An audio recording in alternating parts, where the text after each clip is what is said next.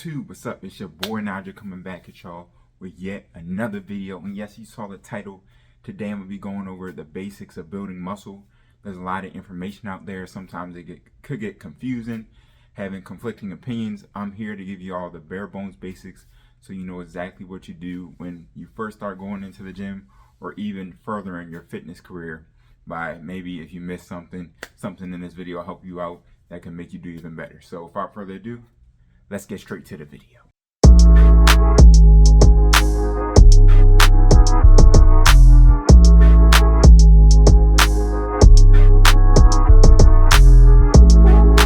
So the first thing I want to touch on when we're talking about muscle building is the topic of recovery. Now, I think this is really important. A lot of times when beginners start, they kind of go a little bit overboard. I know some people don't, but a lot of people do. They get kind of obsessed with it, and they might do a lot more than they actually need to do, and this can end up causing overtraining. Now, recovery can come in many different forms. One form is you actually just getting enough sleep in the day will actually be a form of recovery. Another one is, which is very important that people don't think about sometimes, is actually giving your muscles time to rest in between each workout. So let's say you train arms on Monday. You don't want to train arms on Tuesday. You want to give your body at least a 48-hour period of rest before you start training them again. Also, another form of recovery could come as just you taking a rest in between sets versus just knocking them out one after the other. So make sure that you prioritize recovery, because there can be a lot of bad side effects if you actually don't do this. Signs of being not recovered enough could come in the form of muscle aches. It could come in the form of joint pain. It could come in the form of having like sleepless nights.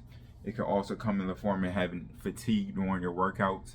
I remember one time, like it was for like 3 months or something. Every time I went into the gym, I was just like super tired. Like even though I was there, I wanted to be there, I just didn't have enough energy to really like put my all into the workout. If you feel like that, you need to take a step back and maybe just take maybe a week off and just rest a little bit to get your body right, and then get back into it to help you continue building muscle, because you don't want that to be the hurdle that you don't know that's stopping you from actually getting to the next level. The next thing that's extremely important when it comes to building muscle is you have to be in a calorie surplus. Now, this depends on the person. If somebody is already overweight and they need to lose weight, they might not need to be in a calorie surplus because their fat stores already can kind of contribute towards muscle growth. But if you're anywhere on the small side, you want to make sure that you're in a slight calorie surplus.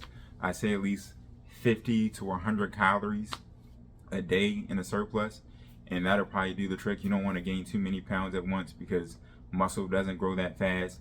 But let's say you're a beginner, you want to make sure that you're at least in a calorie surplus so you're not going to be stagnant and not getting any muscle at all. Because if you're in a negative balance of calories, then you're actually going to end up losing weight, and it's not going to be conducive for building muscle at all. Now, there's a fine line between being in a calorie surplus and overeating. So you need to make sure that you're not doing the latter. One way that you can tell if you're actually overeating is if, one, just looking in the mirror, and two, if the scale's going up a little bit too fast and you feel like you're actually getting a lot more fat than muscle, then my suggestion is to make sure that you bring your calories down a little bit so you can stay in a surplus, but to the point where you're not getting too much weight to where the fat is overtaking the muscle. Now, one thing you want to focus on when you're training is you want to focus on consistency. Consistency is key to actually reaching your goals. I'm telling you. What I suggest is to have your workouts on a schedule. What a lot of people do is they'll have their week planned out already before it even starts. They'll say they're hitting arms on Monday, and then they're hitting legs on Tuesday, and then we'll keep going like that. But regardless, you're going to have to stay consistent. A lot of times people end up running into the problem where they're not consistent, they're not on a regimen, and then they end up going to the gym whenever they want, and they don't see results because at the end of the day, they're not putting their muscles under enough tension, which leads to them not actually reaching their goals. So, as I said, my suggestion is space your workouts out. What I like to do with my program right now, I'm gonna just tell y'all, I do upper body on Monday, I do lower body on Tuesday, I usually take a break on Wednesday, and then I go back at it. I do upper body on Thursday, and then I do lower body on Friday. Now, this split helps me actually give my body enough rest between the muscle groups, so I'm not training each muscle group like every single day. Of course, you could do a hybrid or something if you're a little bit more advanced. but I'm just talking about the beginners right now. You want to stick to a regimen so you can actually reach your fitness goal. The next thing I want to touch on is progressive overload. It's going to be extremely hard to see results if you're not actually challenging your muscles.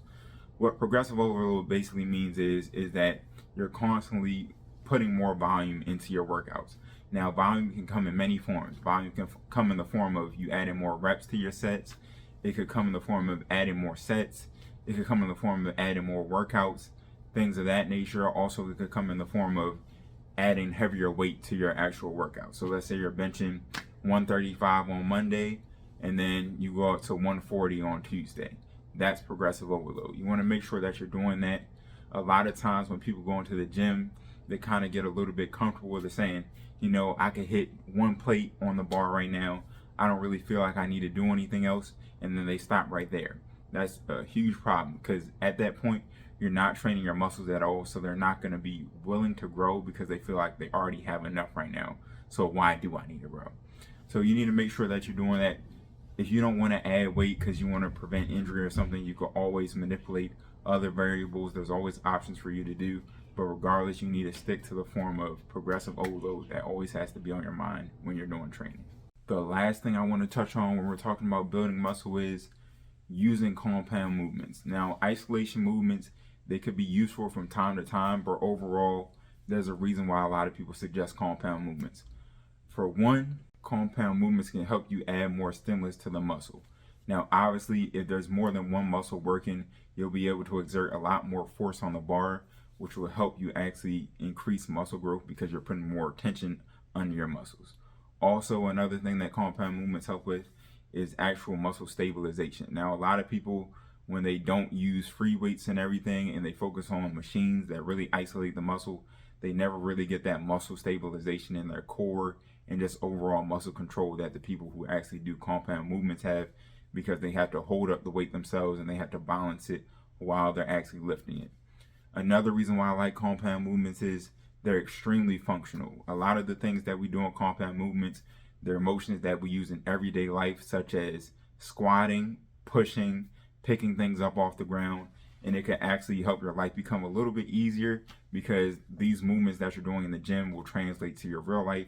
And then picking up something like, I don't know, like a box that you got for school, it's going to be a little bit easier because you're like, you know, I did this in the gym all the time, it's nothing. And then you pick it up.